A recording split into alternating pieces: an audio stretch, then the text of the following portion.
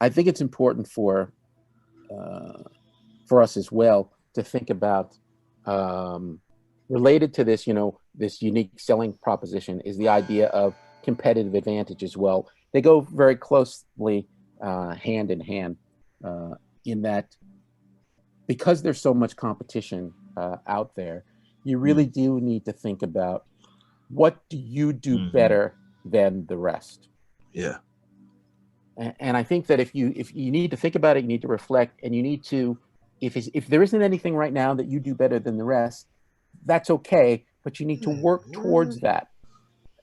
Right. You need to work towards that, so there is something that you do better than the rest. It can be pulling lists, it can be prospecting, it can be how you speak on the phone, it can be exactly. It can be a whole host of things. But you need to be able to do something better than the rest, because competition out there is pretty stiff, and you need to be able to have that self-confidence that you are adding and providing value to the customers. Because if you believe that, as we said before, if you really believe in your heart that what you're doing is helpful and beneficial and you're providing value, then that passion will help you get over some of the heartbreak that may come from the periodic rejection and that sort of thing that's going to happen, the failure that you're going to have.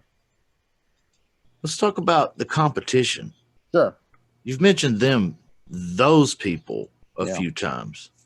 The competition. Now, the fact about the competition is that they got problems too, right? Mm-hmm. Yeah, this is a little I don't know, trick, and it's also something that I talked about this week when I had a special class, and it's a little bit, it might be controversial. It's a little bit different perspective on competition, and it goes something like this: if there are customers out there, okay.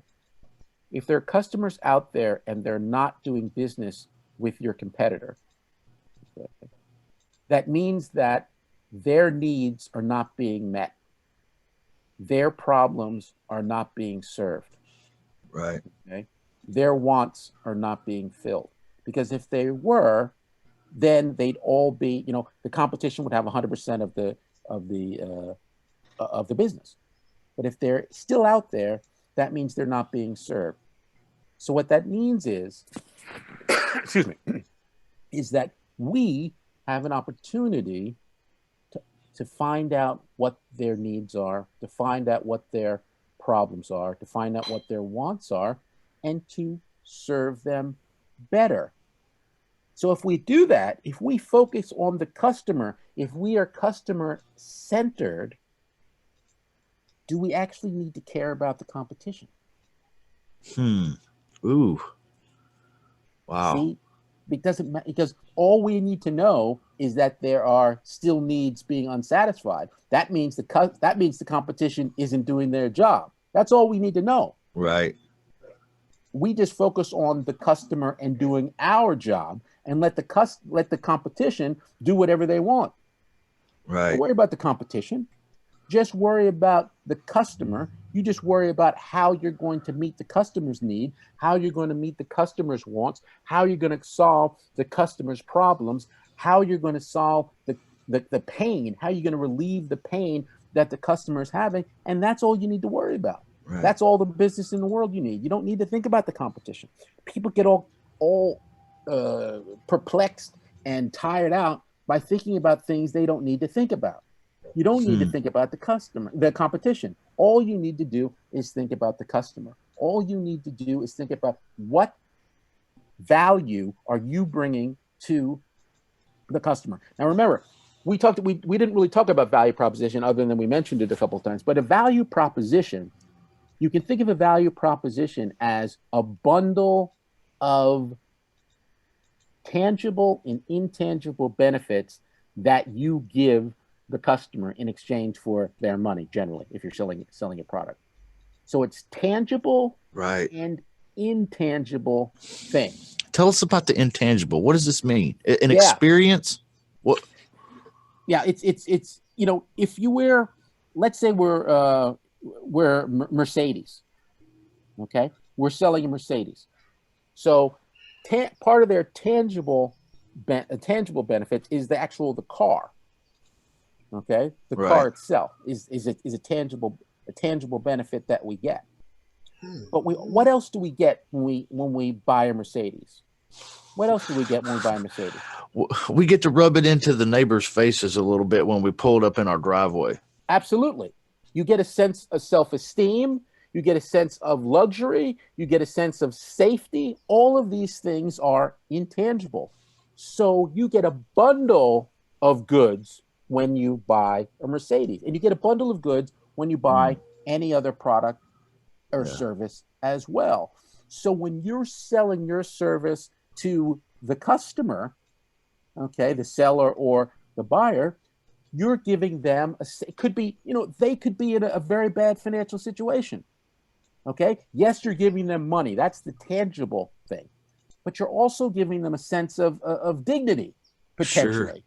Or you're making them feel, by looking at them in the face and being kind to them, they might not have had that in a while because people have been treating them poorly. These are things, intangibles, that you can bring to the table. And you know one thing?